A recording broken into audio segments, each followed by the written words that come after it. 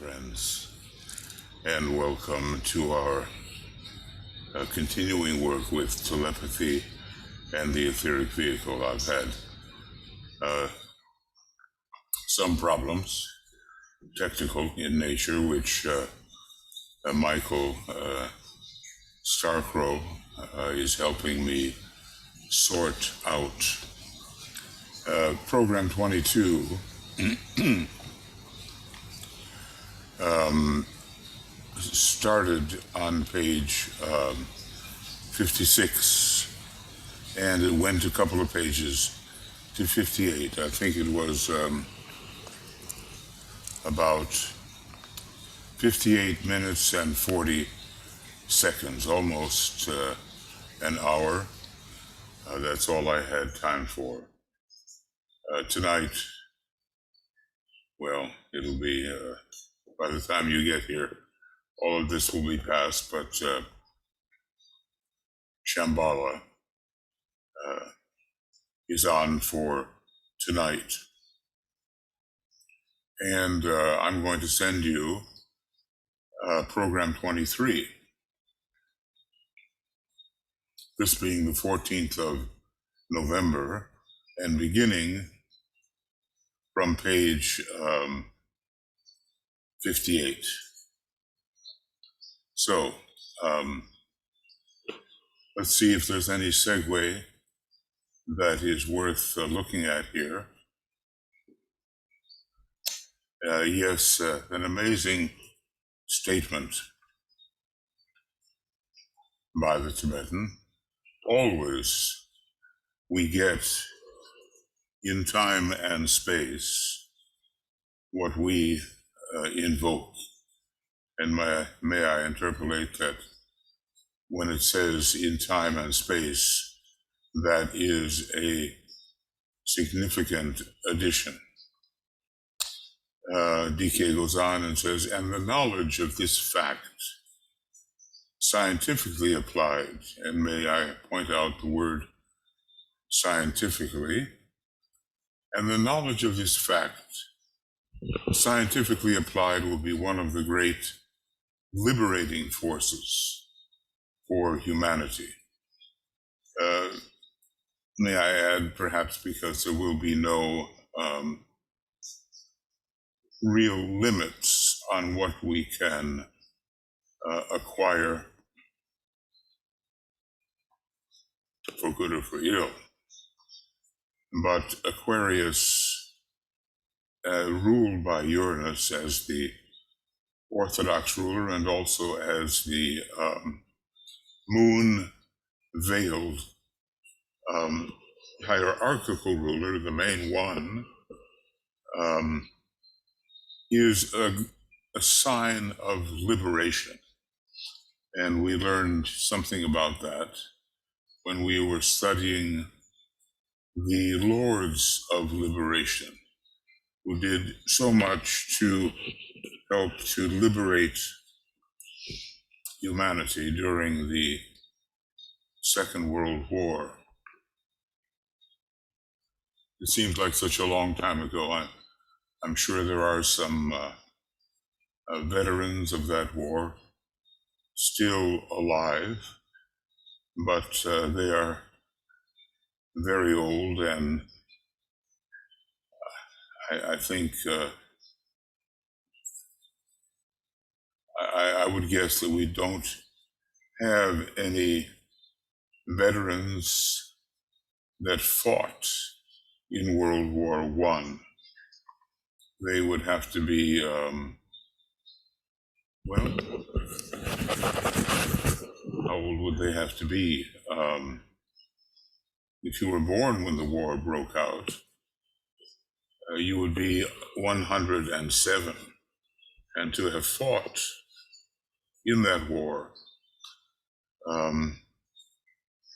let's say a minimum of 20 years, you would have to be 127 years old. And we don't have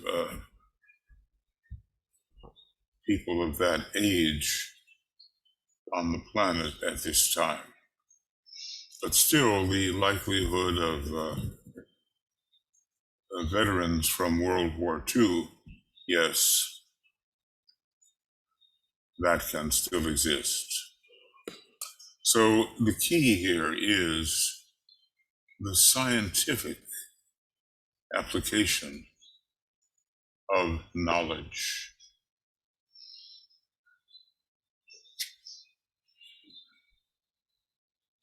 And it is a dramatic statement that we get what we invoke, and there can be a kind of inchoate invocation, which is not a truly scientifically raised invocation to the source, which we hope will be evoked. But there can also be deliberate invocation, as in the use of the three great invocations.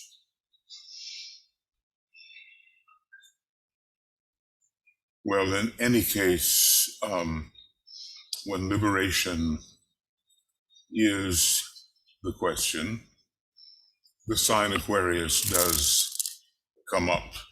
And what we learn about that is that the very first Lord of Liberation has to do with Aquarius. Liberty, fraternity, equality. At least that's the order. Now, so often we hear the order of the Lords of Liberation as liberty, equality, fraternity. But the order would be Gemini first, that is, well, excuse me, Aquarius first, that is freedom, that is liberation. Then Gemini, a great secondary sign leading to great mental development and the beginning of a successful brotherhood, which is achieved in the Libra decade of Aquarius, ruled by Venus and ruling the last 720 years. So basically what we have is, when we say liberty, equality, fraternity, that is the customary order in which we hear about the qualities of the Lords of Liberation. But in terms of the entrance into decanates, the truer matter is liberty, fraternity, and equality.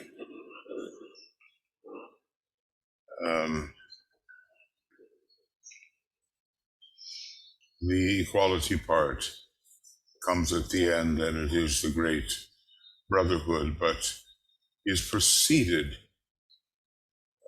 by a period of great monastic excellence and the sense of brotherhood growing, because what is the relationship between the twins other than brotherhood?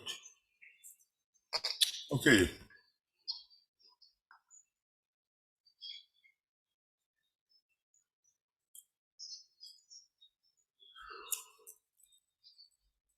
So as we go on to page 23, or rather program 23, we're starting a new section on this 14th day of November.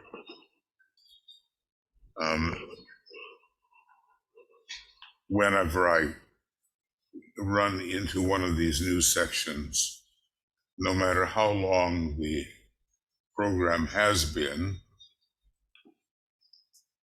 even very short, I like to stop there.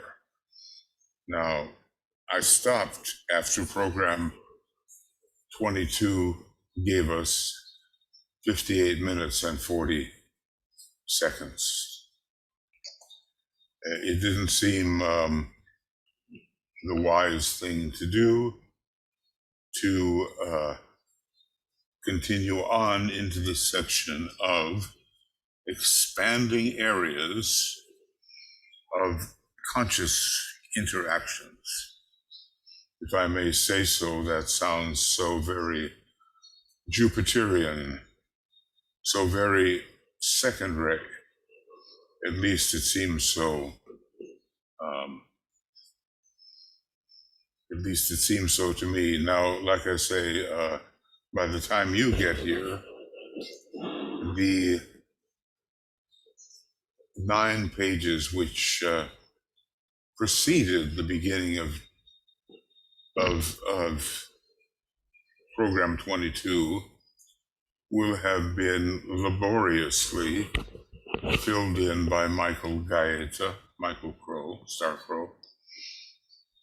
He volunteered to do that. It's quite an undertaking, and simply because, as one of our computer experts says, you can erase programs doing what you did. I didn't know it, so basically I reduced a rather large document down to the 17, is it megabytes or kilobytes? I suspect it's megabytes. I did press the wrong button, and sure enough, what came up was a severe reduction in the scope of what I have been preparing. Now, up to program 17, the preparation has been quite good, and it's always been possible to find the text, and suddenly I was without text. But live and learn.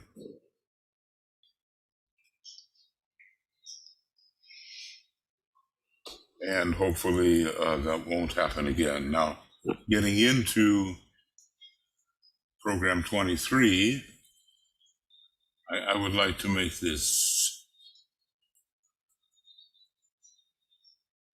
a little bigger.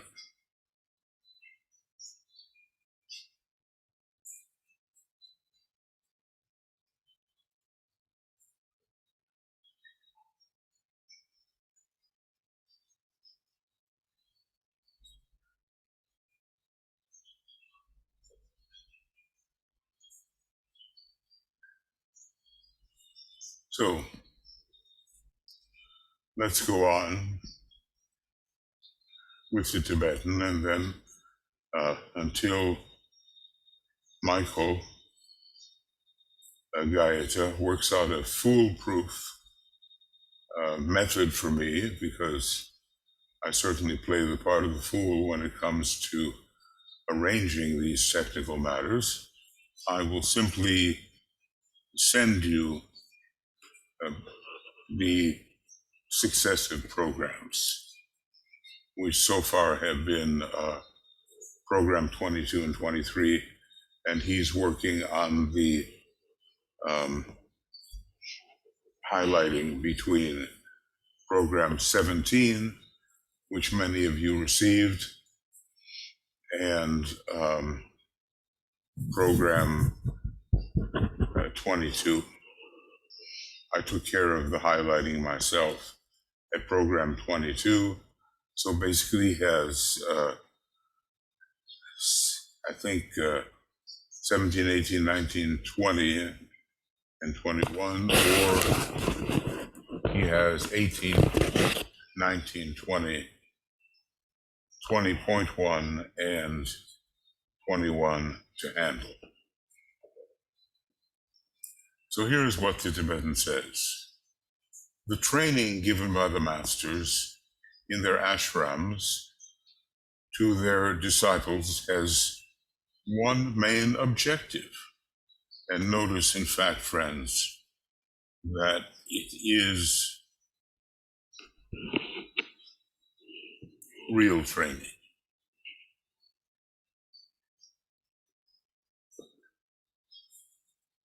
You can only imagine the kind of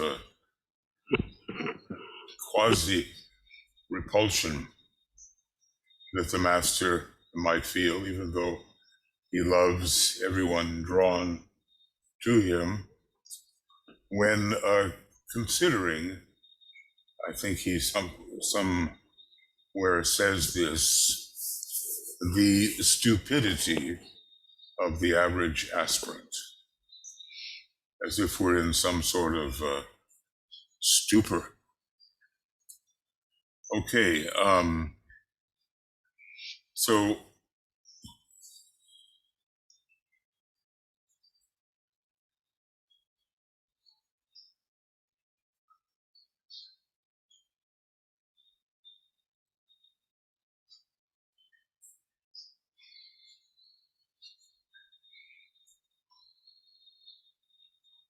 yeah,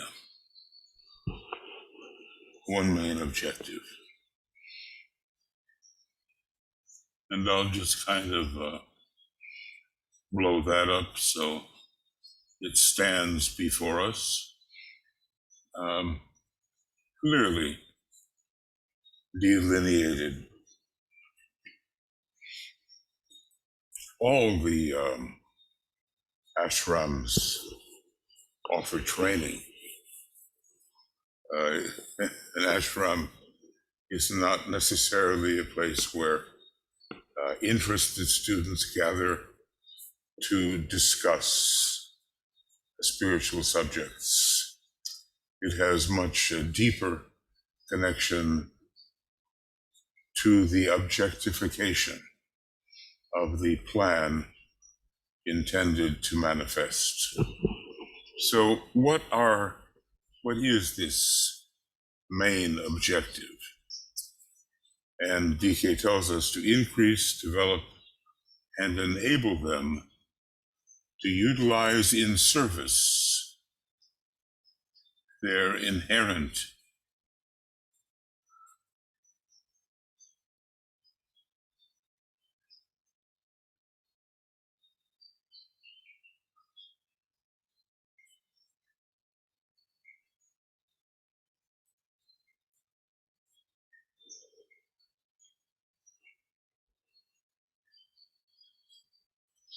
Okay. And what is that objective?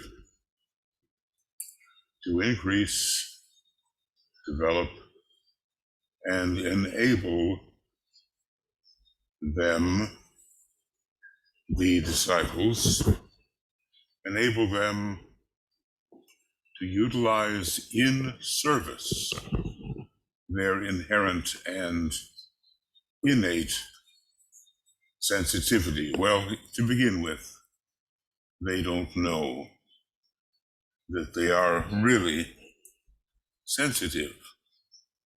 And beside, they might just take kind of a interest in things without realizing that they are being taught in order that they may serve.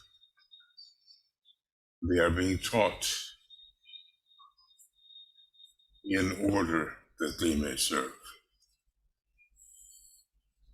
Now, Deacon goes on and says,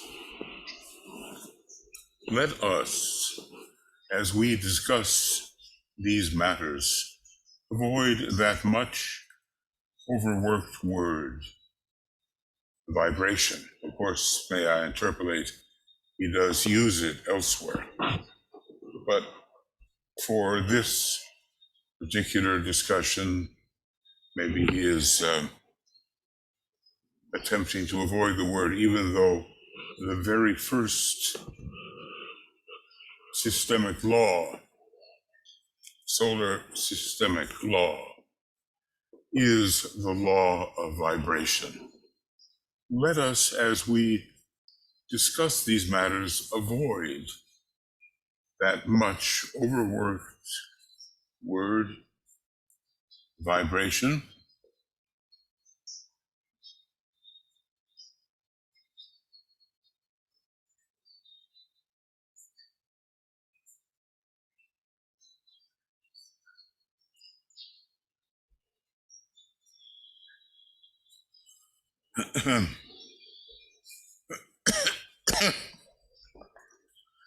And I want to say that we have to be reminded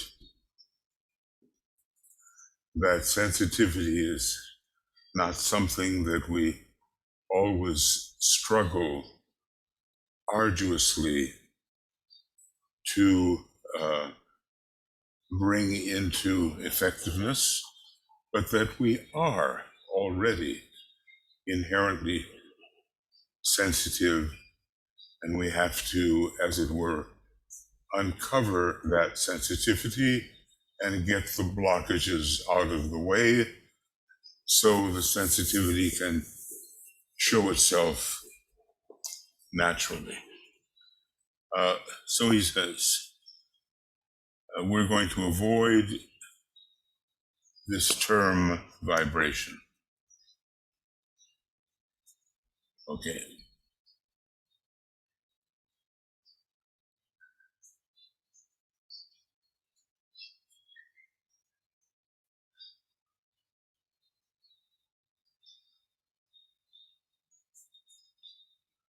So our five senses have opened to all people five great realms.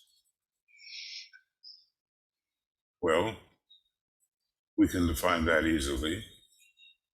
Hearing, touch, sight, taste, and smell. Each one of these considered a great realm. I would recommend going to a treatise on cosmic fire, page 188, right in there, to see how the senses develop when lifted to a higher turn upon the spiral. So 5 great realms have opened up, and probably this is not the case with animal man, though at the same time, animal man and other animals may possess means of registration which are beyond what humanity can do. Why do we hear about dog whistles, if not for the fact that dogs can hear them, but humans cannot? And why do we hear about the eagle eye, which tells us that the vision of an eagle is much better than the average vision of the average human being? And there are other examples where the acuity of sensory impression in the animal kingdom outstrips what humanity can do. Now, 5 great senses have opened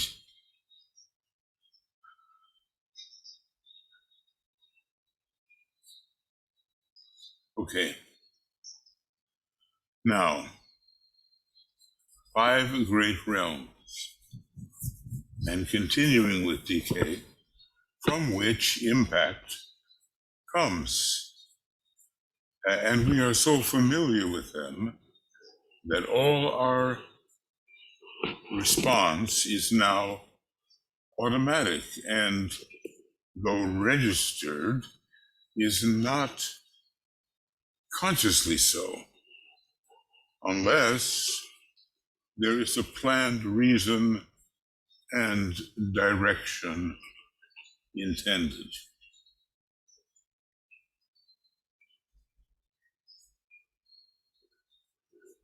So this is the becoming unconscious through customary usage of any particular sense. And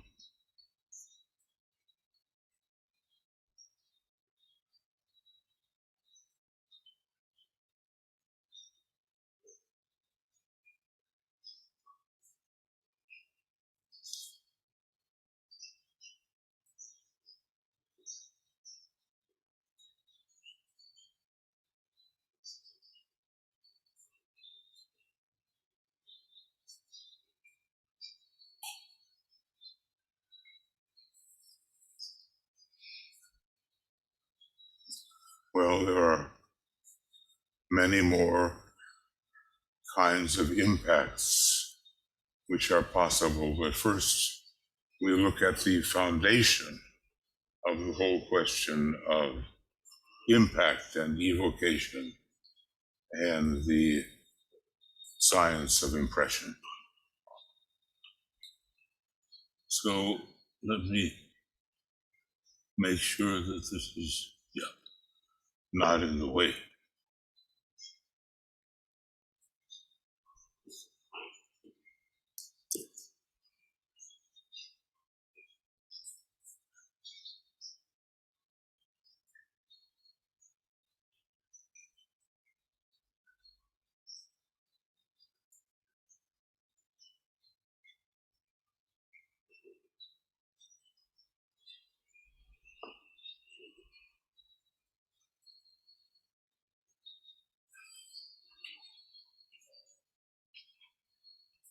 Okay.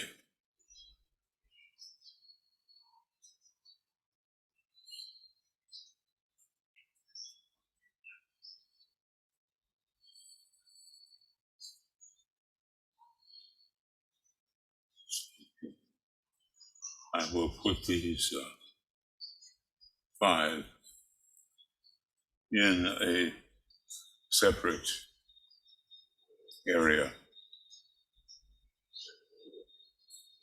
But read there in Cosmic Fire around 188 and following, and you will find some amazing extrapolations of our usual 5 senses.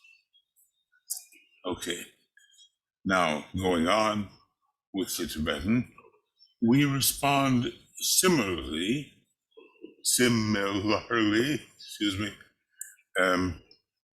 and there's automatically to emotional stimuli. And rapidly, very rapidly, the race is reaching out toward mental telepathy. So this,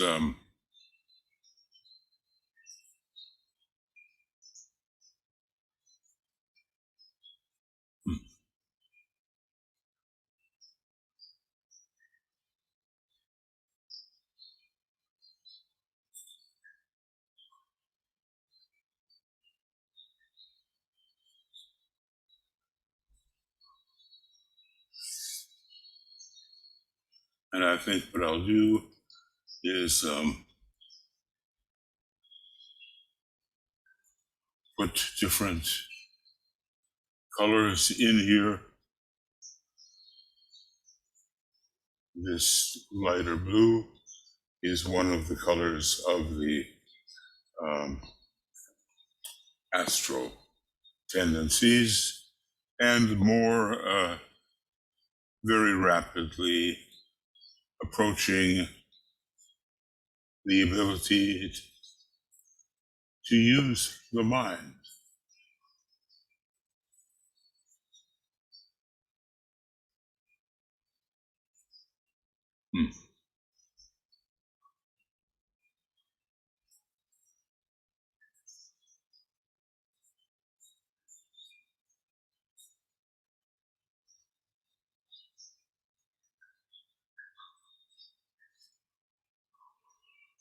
Now,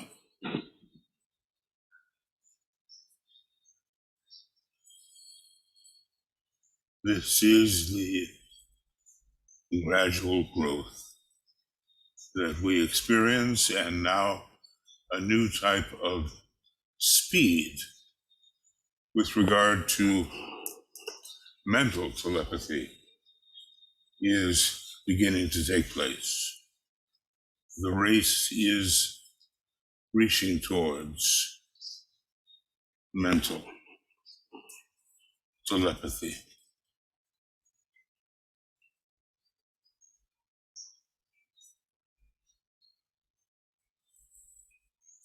Now, some few, says the Tibetan, are beginning to work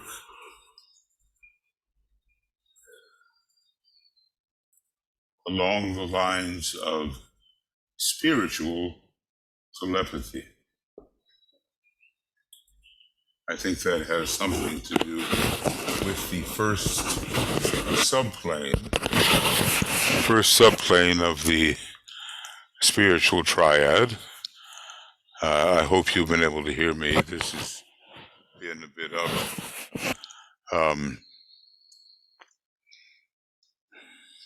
the lowest part of the spiritual triad on the highest subplane of the mental plane. So some few are beginning to work along the lines of spiritual telepathy. Few do more than register occasionally contacts emanating from a high source. And the result is usually also overmixed with personality reactions. But in any case,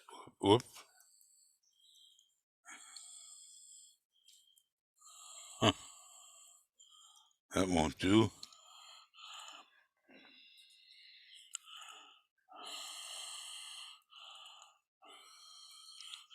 And that will. So, our work so far is not pure and clean. There's a mixture of spiritual and personal, at least in the beginning phases. And here we have that work along the lines of spiritual telepathy. Now, that goes on a long way, and it rises into the triad and beyond. Okay.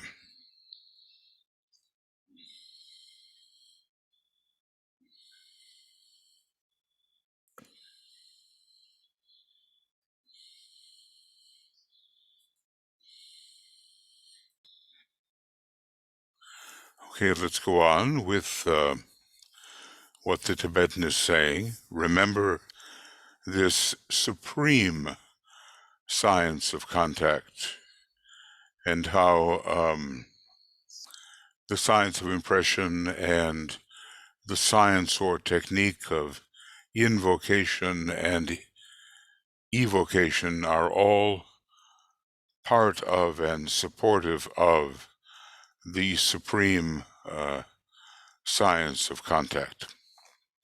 contact, says the Tibetan, with resultant impact from the soul is also quite rapidly developing.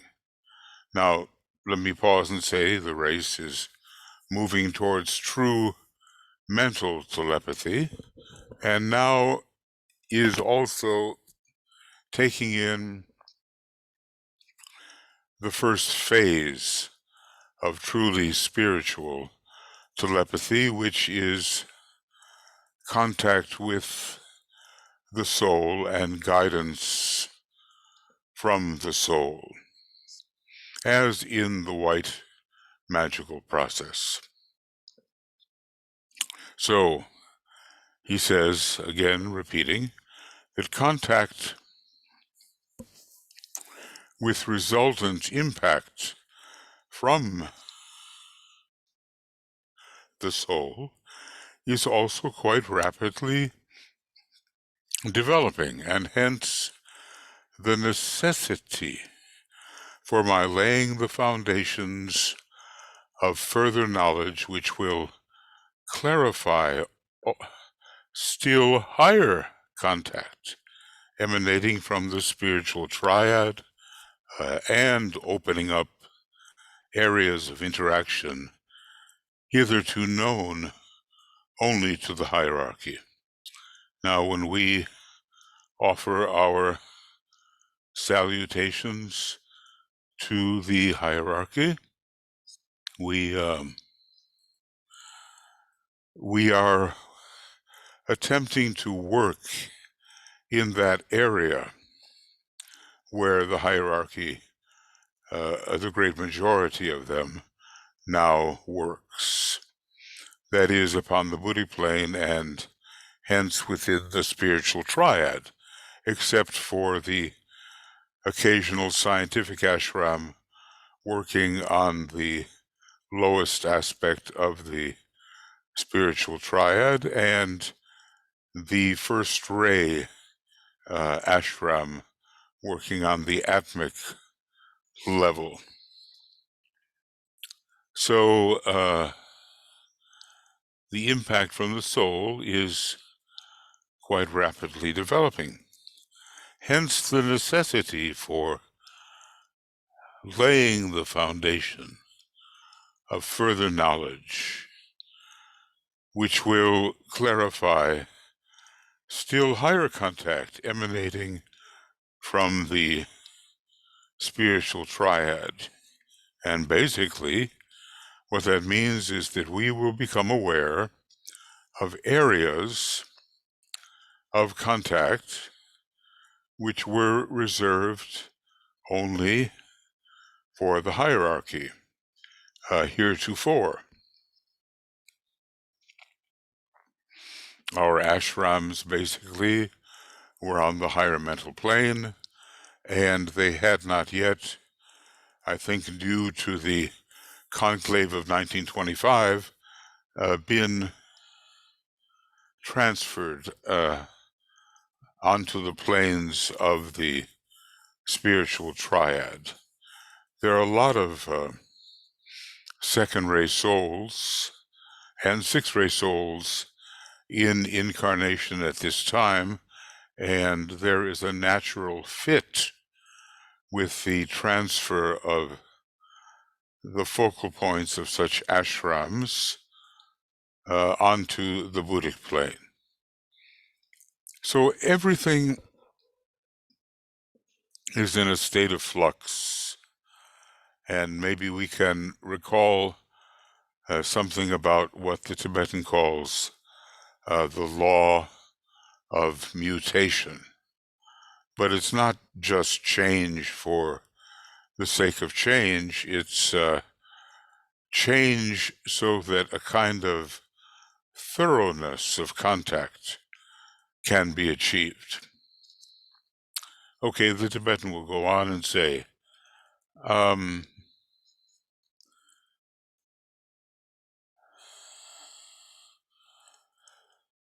well, he does say, and maybe we will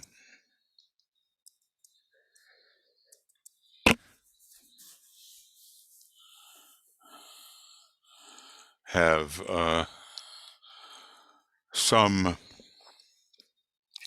deeper knowledge of the kinds of contact to which we are aspiring and which are becoming possible to us as time progresses. We have roughly another 100 years before astrologically and technically the Aquarian age begins, and there's a lot that can be developed with the new set of bridging treatises which the Tibetan intends to offer, as he says, around the year 2025.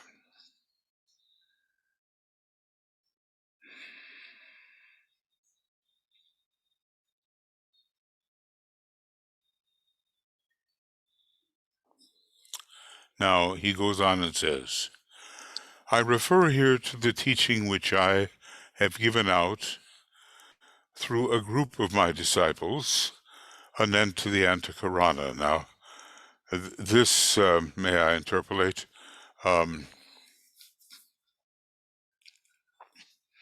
was found in the Rays and the Initiations, and it's about 100 pages long of the most interesting material about truly building the Antakarana, the Rainbow Bridge, the contact with the spiritual triad. So, probably here it will be shown, just follow that asterisk, and we will, it's at sort of at the end of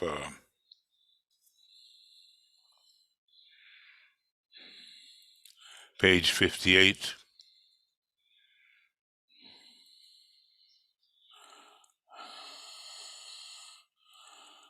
Okay.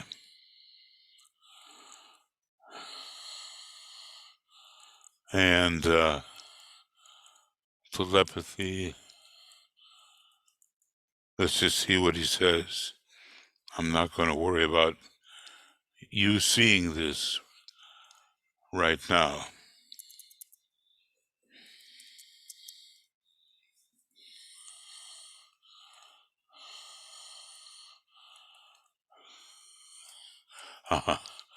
That's the consciousness of the atom. I don't want that. I want something else.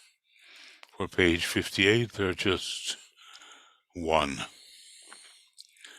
And at the end of page 58 is that little asterisk, and let's see what it says. It's in education in the New Age, and a treatise on the 7 rays. Now, volume 5, that is the rays and the initiations. And remember that the education in the New Age is the book written for the 4th group. It's very Mercurian in a sense, and if you turn to Discipleship in the New Age, volume 1, and go to page 41,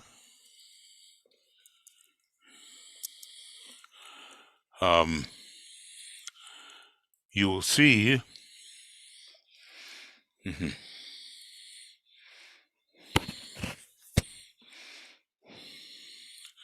oh, wait a second. I pressed the wrong one.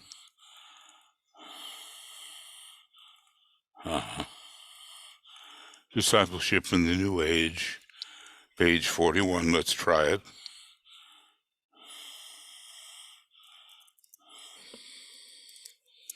Sometimes you'll just have to take my word for it, and you don't need to see everything. But basically, the head, ajna, and throat centers are involved. And if you think about that, two of those centers are ruled by Mercury.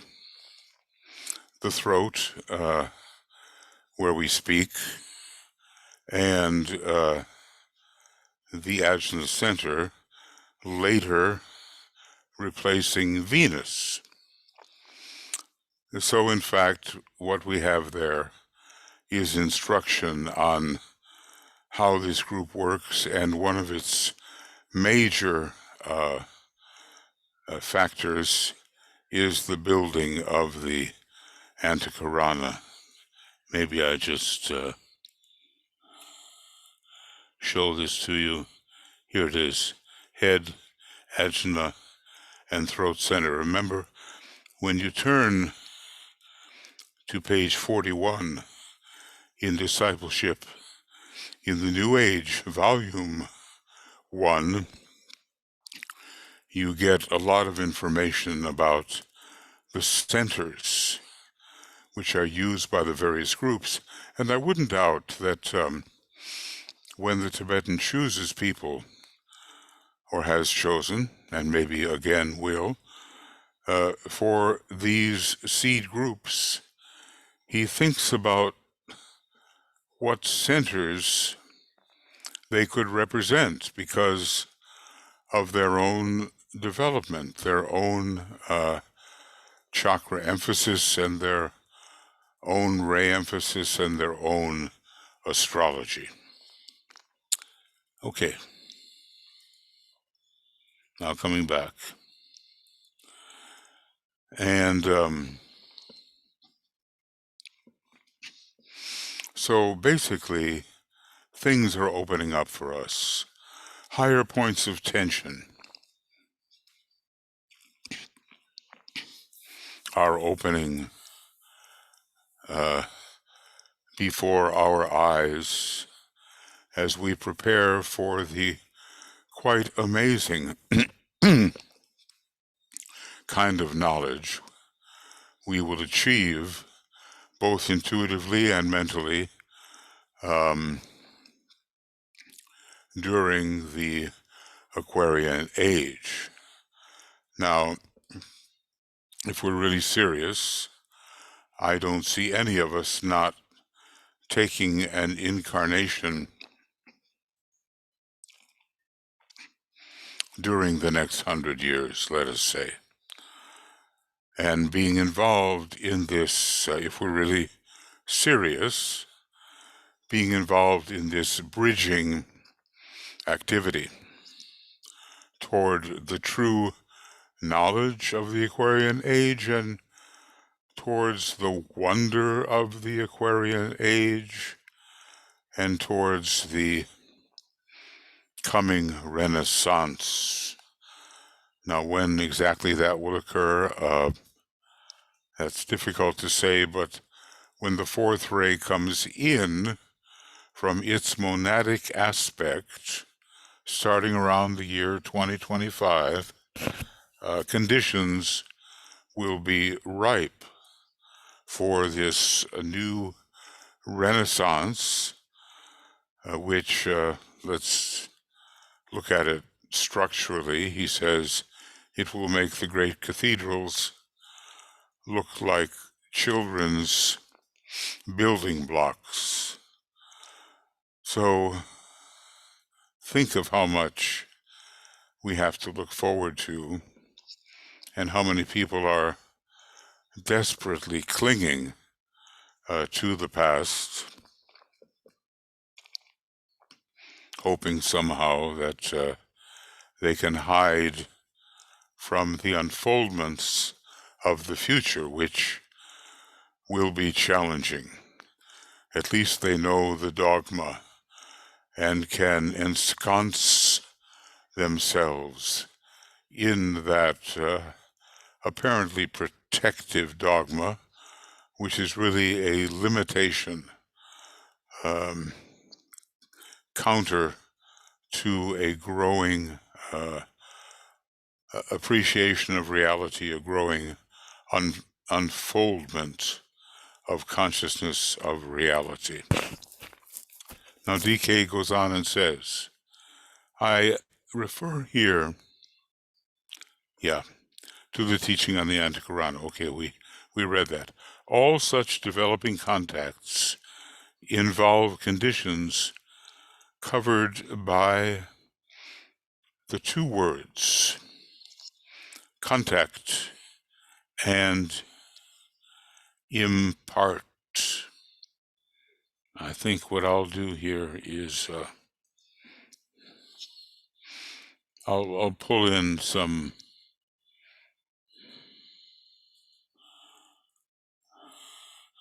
second ray, as it has so much to do with the supreme science of contact, and well, maybe the first ray should be there too for the impact. And why don't I make that to be the case?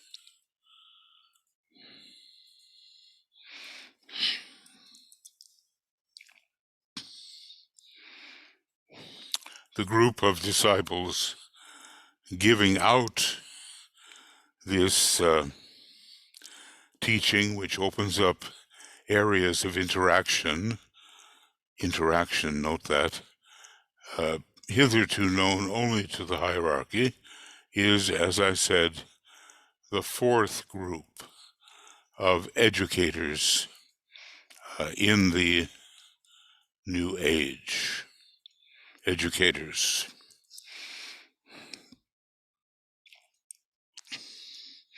Now, many of us are educators in a different way. I think a lot of us carry on what might be called continuing education or adult education. We are not necessarily university professors or high school teachers or primary school teachers. Maybe some of us are, but we are still involved in the whole educational process. A lot of DK's book, Education in the New Age, seems to apply to those who actually are on the front lines doing the teaching of young people, and not so much the kind of education in which we are involved through our attempt to develop a method of expressing ashramic work. But we could read that book over again and see what might apply to people like ourselves. Certainly, the building of the Antikarana applies immediately, and what would apply to the younger people who need to be educated along new lines. I remember DK basically telling us that the young men and women of Germany in the Nazi times were simply poorly educated. They were indoctrinated. Their education consisted of the imposing of a certain artificial nationalistic idealism, and the true type of education which treated humanity and many nations with respect did not exist for them. So we have to be very careful about the kind of education we offer our young people. So many experiments have been done for decades in the new type of education. In the older type of education, everything, it seemed, was about memorization and a strict kind of impact of concerning that which you had to memorize. And did people, young people, learn how to think for themselves? Very often, I would say that that opportunity was denied to them. It was not considered necessary. That was not the paradigm of what education could be or should be, at least in the thinking of that time. Now, we've covered basically one page here, but we're not stopping yet. Okay. So we have two words, contact and impact. And we just have to get used to these words. They mean so much. And we have to have the experience of what they mean and not just the definitions. I knew I was a little bit definition crazy when writing my book on infinitization. I spent well over 200 pages defining terms. And maybe at this point I wish that I had defined some of them a little differently, but let's just say authors so often outgrow what they write, and the question remains, do they re-edit everything? Do they throw it all out?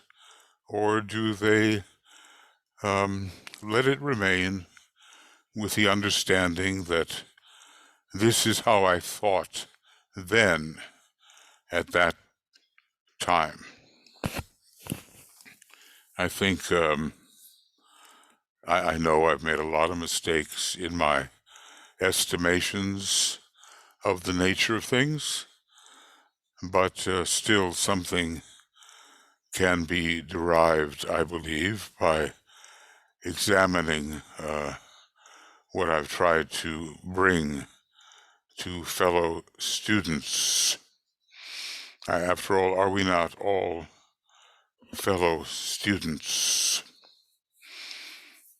None of us is standing as a supreme authority over any of our brothers or sisters. We make attempts to reach the truth. We make mistakes. The mistakes are discovered either by ourselves or by others who say, well, that doesn't make sense. Why does he say that? So it's, in a way, a game of approximation at this time. One wishes one could speak with the exactitude, clarity, and organization that Master DK brings forward, but one just cannot at this point of development, and so you do what you can, and you try not to feel too ashamed of it, you just go on, and something will be derived from it. I'm trying to think of a theory of appearing and disappearing atoms, or maybe it should be subatomic particles flashing in and out of manifestation. I relied upon that theory, and there is something to it. Everything is a lot less continuous than we may imagine. And different items in our cosmos appear and disappear constantly, including, you might say, ourselves. When looked at from the perspective of a planetary logos, the time of our incarnation, any of them, might be likened to the appearance and disappearance of an atom or subatomic particle. There are just so many factors to relate to each other. And we can just attempt a beginning. We do remember how Alice Bailey said, that which the Tibetan gave and about which he talked opened up huge vistas for her, because she saw the implications of what he was saying, even though he did not offer them as part of the text. So it's in our ability to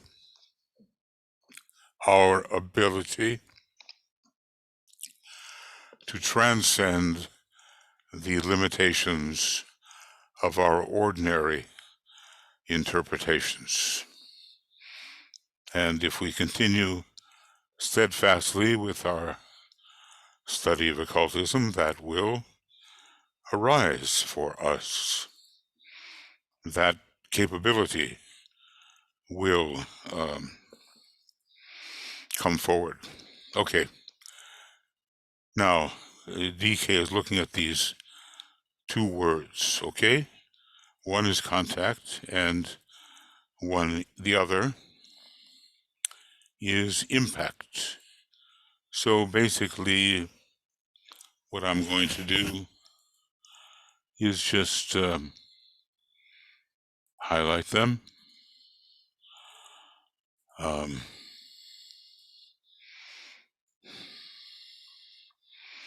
Because I think, they're going to be very important in our study of telepathy considered in general, but more specifically, and even more universally, the science of impression and the supreme science of contact. Shall we not say that appreciation of the subtlety of the subjective environment in which we live is steadily growing? If we confine ourselves only to the realm of definition, we're translating everything into mental terms. It will not grow for us as it should. We must experiment. I'm thinking of some people who have very strong esoteric occult experience. They may not know every page of every book, and their academic side may be not the strongest aspect of their spirituality, but they do have the practicality to deal truthfully and experientially with many interior factors. And those people are to be highly valued because they bring much to the student who is more strictly and exclusively mental. Now, what about contact? Contact can be defined for our particular purposes, which, of course, interpolating means that it can be defined otherwise too for other purposes. Contact can be defined as recognition of an environment, an area hitherto unknown, of that which has somehow been evoked, of a something other which has made its presence felt. Okay, I'm just trying to see where we are here. This something other than the perceiver has usually been earlier sensed, has been propounded into a theoretical possibility. See, now that's good, may I interpolate, but it's certainly not the whole complete way to approach this something other, or these many something others. Yeah.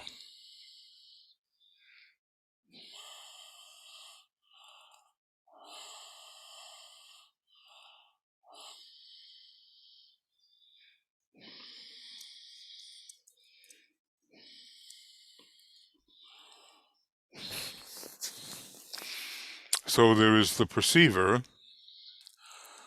that really, finally, for any universe, is the universal logos, which makes him really the self-perceiver of all his emanations and self-divisions, apparent self-divisions.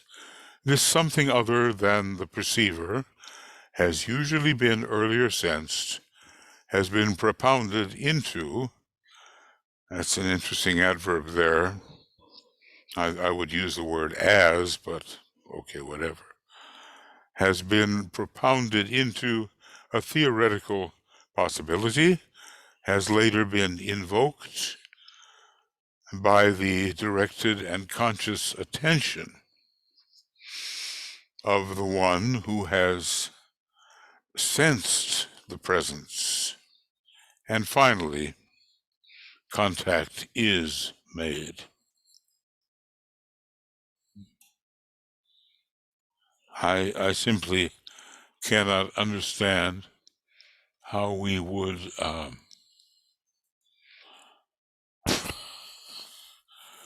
not have Mercury extremely involved in this process. So we're moving, basically, let me interpolate, from theory to practice.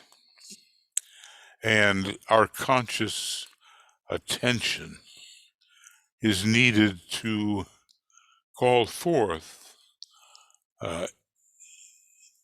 into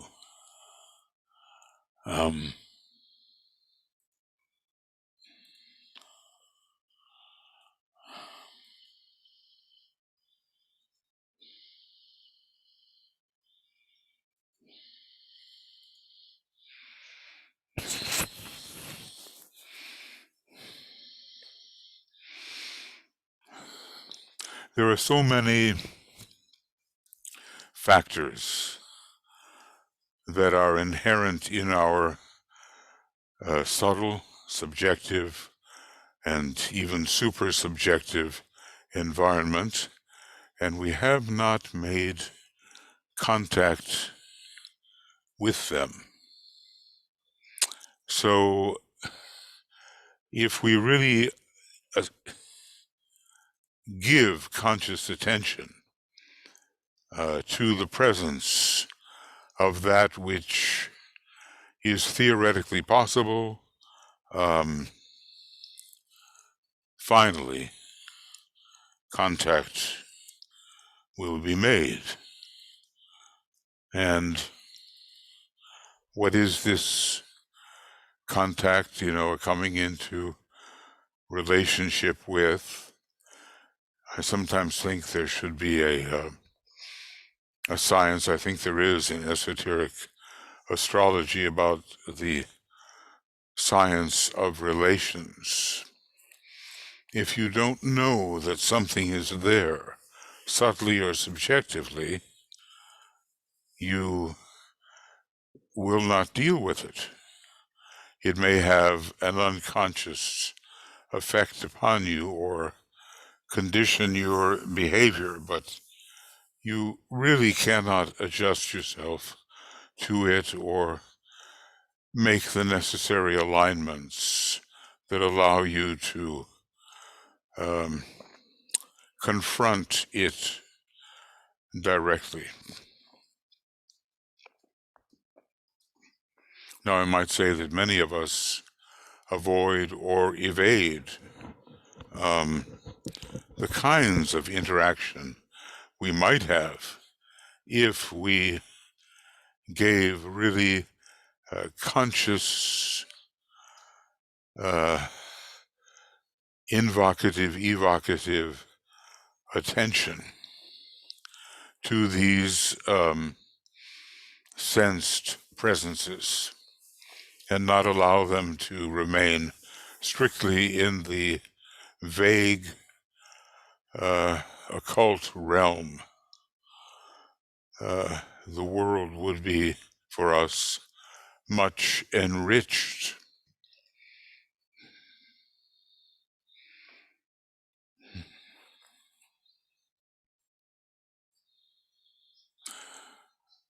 Maybe there are some areas that are subtle that we don't want to have anything to do with.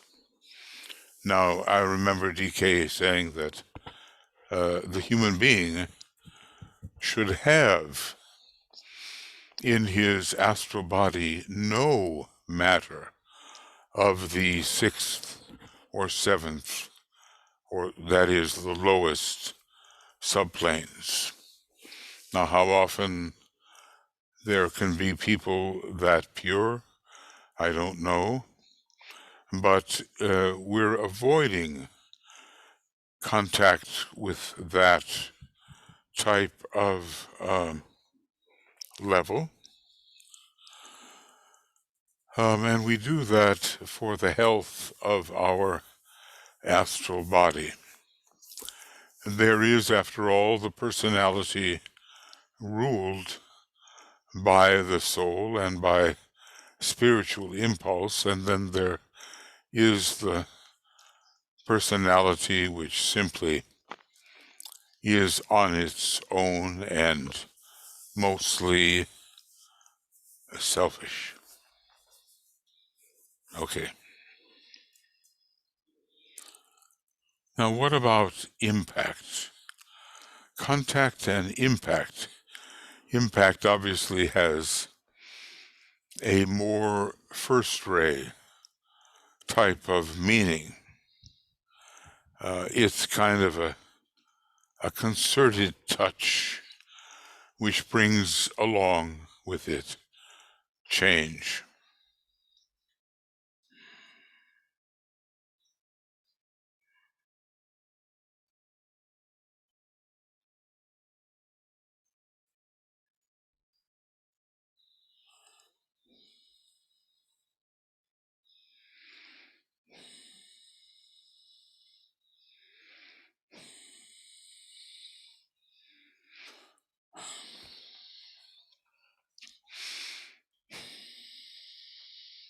Okay, so what about impact?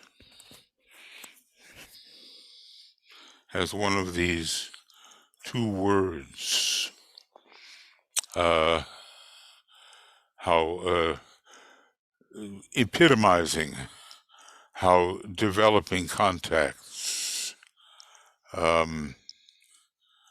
invoke various conditions.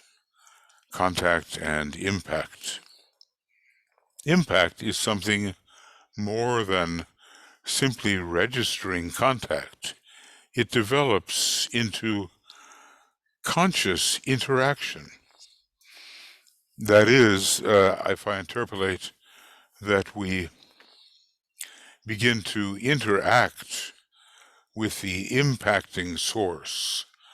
Let's just say, as in white magic and some of the earlier rules, we begin to interact with the downward gazing solar angel or angel of the presence. A light is thrown upwards. So interaction occurs as the result of true impact, it conveys later information.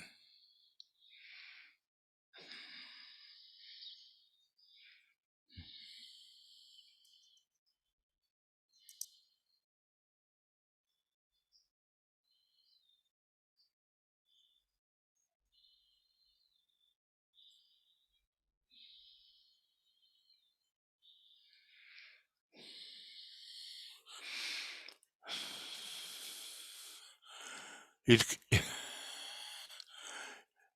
as a result of impact, information is conveyed, and it is revelatory in nature and can be defined in its initial stages, says the Tibetan, as the guarantee to the one who responds to it of a new area for exploration and for spiritual adventure.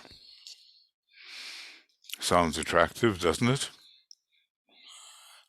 A new area for exploration and for spiritual adventure, and as the indication of a wide field wherein consciousness may expand more and more and register increasingly the divine purpose waiting to be more fully known. So the indication of a wide field for spiritual adventure and conscious expansion, and I suppose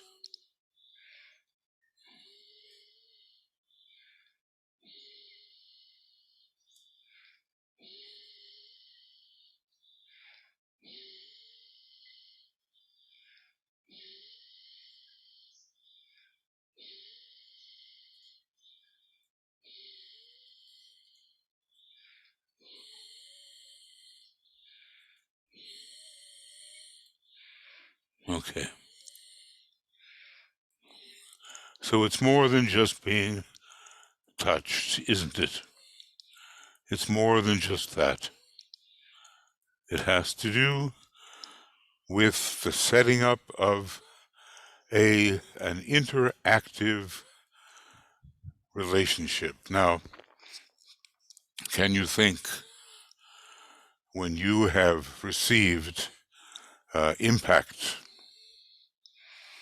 have you received impact?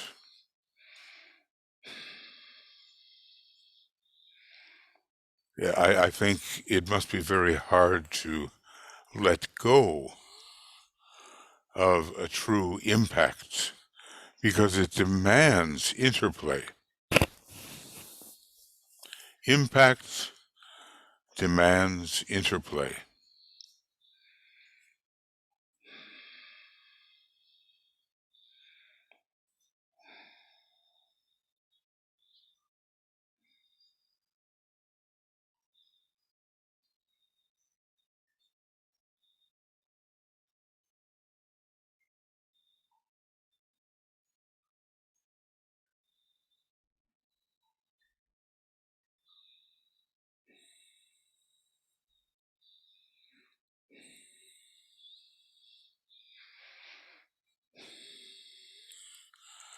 Okay.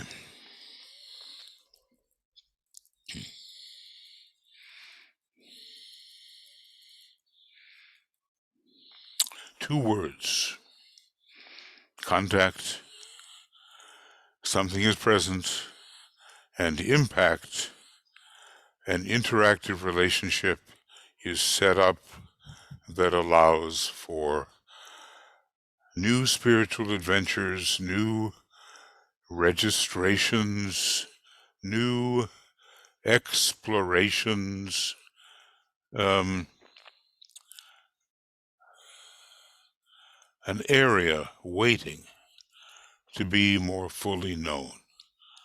Well, for us, I would say even impact by the soul is significant. Certainly the egoic lotus, causal body are waiting to be more fully known. And we certainly would say that of the spiritual triad, and certainly of the monadic area, which for most of us is simply a word. Okay, we'll see how long we go here. Usually it's just a couple of pages.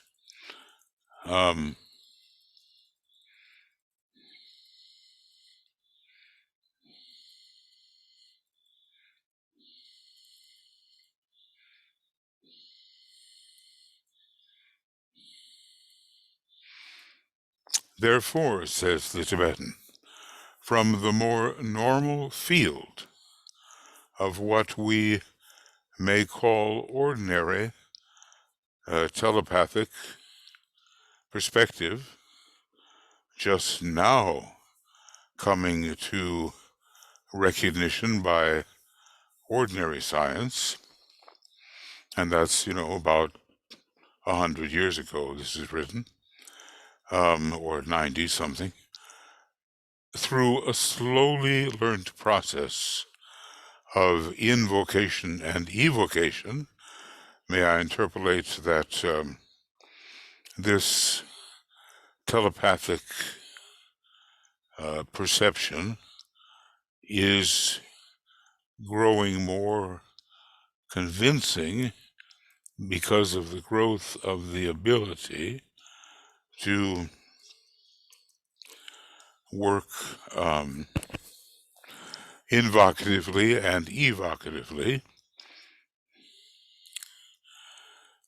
and then finally to a state of consciousness distinguished by a trained sensitivity.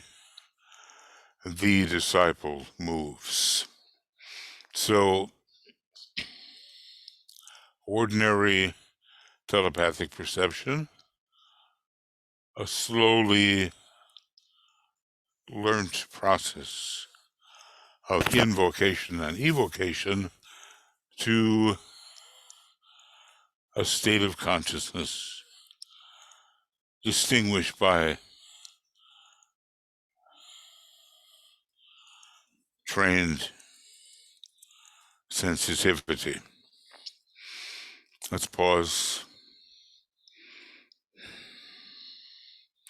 Telepathic perception in the more normal field, utilizing invocation and expecting evocation, and then finally a state of consciousness achieved which is distinguished by a trained sensitivity. And, thus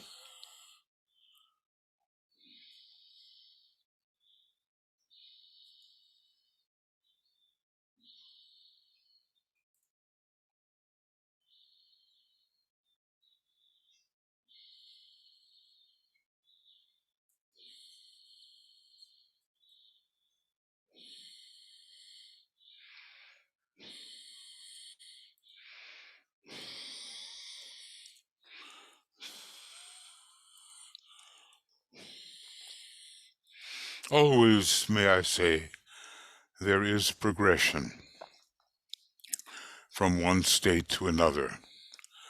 Where do we find ourselves in this question of contact, of impact, of interaction, of exploration of spiritual adventure? Or are we still only learning the concepts of these states and not their actual livingness?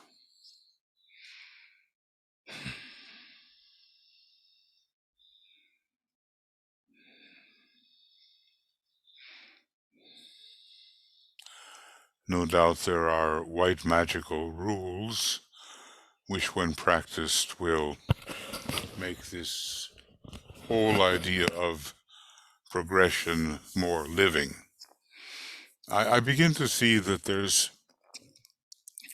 no part of the teaching that cannot be related to another part of the teaching. All can be interrelated, but we have to hold many things in mind simultaneously, if that is to be the case. And DK tells us in our meditation that to hold a number of factors in mind is necessary. The disciple moves, yes. He unfolds the spiritual recognition, which is controlled, understood, and directed to useful hierarchical ends. Controlled, understood, and directed.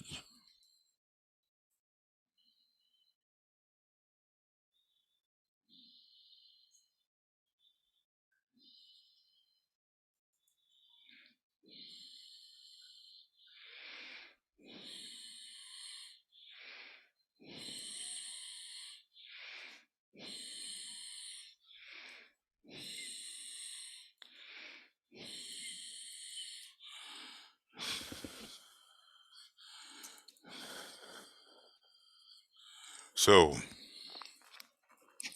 going on with the Tibetan, in these words, you have a very simple definition of the process to which we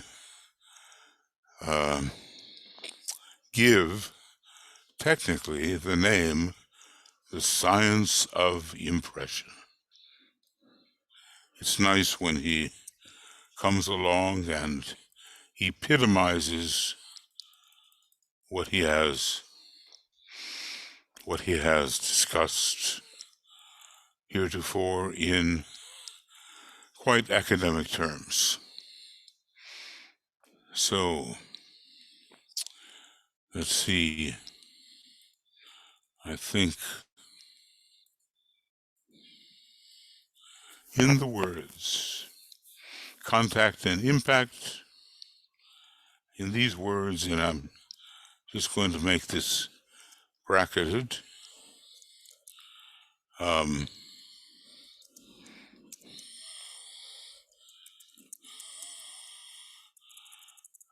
about to write.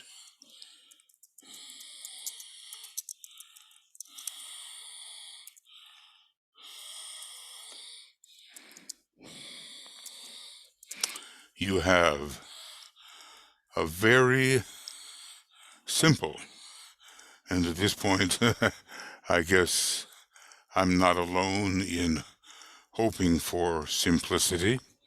You have a very simple definition of the process to which we give the name, the science of impression. So,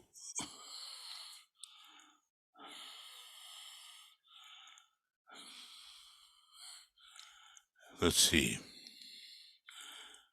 Well, contact and impact are two words, but I think he means controlled,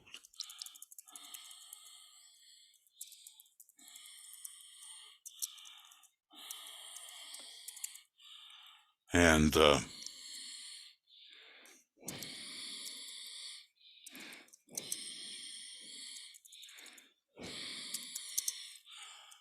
understood and directed. I think maybe that's what he actually means here. A spiritual recognition which is controlled, understood, and directed.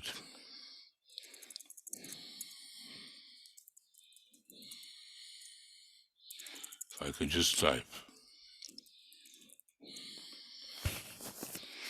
And you have a very simple definition of the science of impression.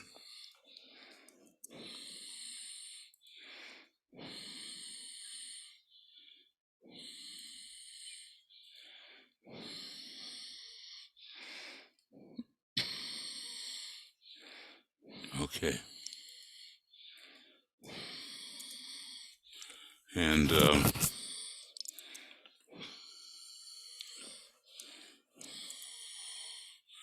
not doing too well here.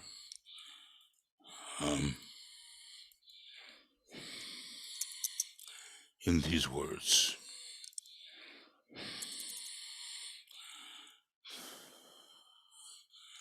And what I'll do is keep them in the yellow highlight, I think.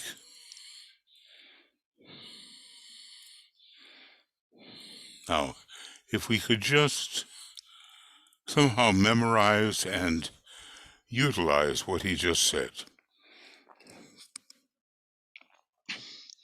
We've learned that contact and impact are important words, that a trained sensitivity will develop. We've learned that. And that as a result of this trained sensitivity, a spiritual recognition is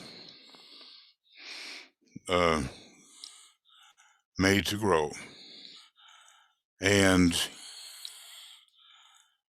this recognition is controlled, understood, and directed. Okay. Now let's see.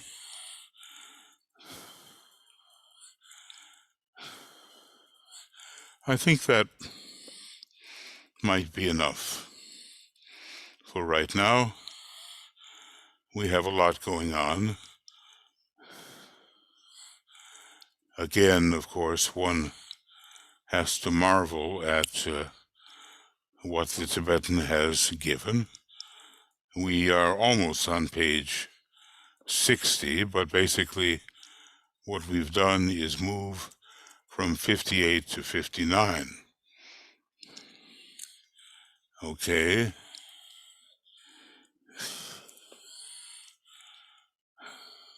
Whoop.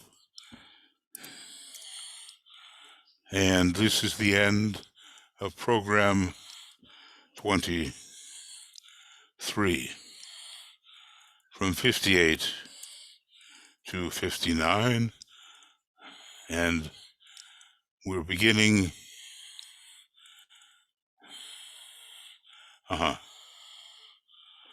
What did I just do?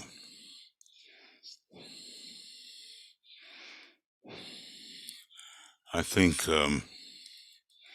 it was the end of program 22. I think so. And yes, that's more correct. Program 22. And then we're working on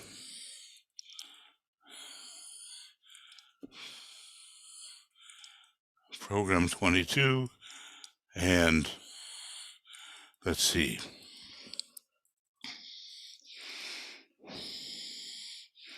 Okay. And now beginning program 23.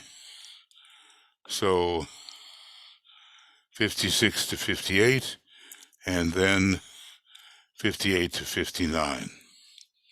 Now, our next piece of work will be here. And this will be the end of program 23 on the 14th, and basically 58 to 59, and the beginning of program 24, not knowing exactly what date that will occur, but basically beginning on page 59 and almost 60. Okay, friends. We've had some nice epitomes here, some nice condensed definitions.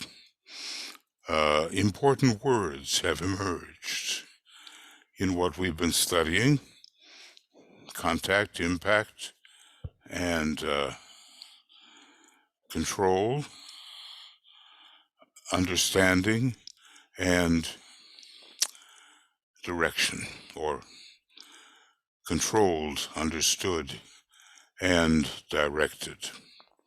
So, all right, this is just a little more than an hour and allows me to get ready for the Shambhala discussion. So I'll stop this, wishing you a good, deep study and absorption whenever you get to it. From Tuya and me, and from Michael, Mikhail, and BL, and Joe, and Harold, and Michael, Stacy, and all the people that are bringing you this teaching in a way that hopefully is assimilable. And Frederick Andrus, he's in there too, and there are other people that are there for the conference particularly. So lots of love and many blessings from all of us. I'll turn off the recording and end the program. See you soon.